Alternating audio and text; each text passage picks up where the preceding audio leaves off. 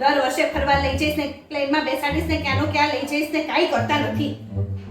ફરવા લઈ જવાનું તો સાઈડમાં રહ્યું, ક્યાંય લઈ જતા નથી. ગયા વર્ષે તો ભરૂચ લઈ ગયો તો. ભરૂચ? હા, ઓલું યાદ છે ટ્રેનમાં આપણે ભરૂચ ગયા હતા, 20 રૂપિયાની સિંગ અપાવી હતી, આમ હાથમાં સિંગ લઈને પોતરા આખી ટ્રેનમાં ઉડાડ્યા હતા.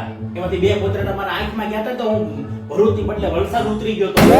કોઈ અહીંયા ભરૂચ લઈ જાય ફરવા, કોઈ ભરૂચ લઈ જાય? બધા કામ હોય ને લઈ જવાના હોય ને ત્યાં. ભરૂચ મારા ભાણિયા જમી હતી એટલે ભરૂચ જ લઈ જાઉં કે ભટિંડા લઈ જાઉં તને ફરવા.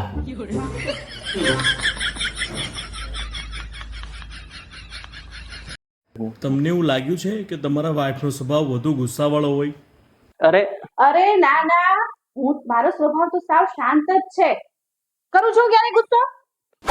ના ના, સાવ શાંત જ છે અમારે તો, સાવ શાંત. ઉલટાનો ક્યારેક એને ગુસ્સો આવતો હોય ને તોય હું શાંત થઈને પાડું, હે ને?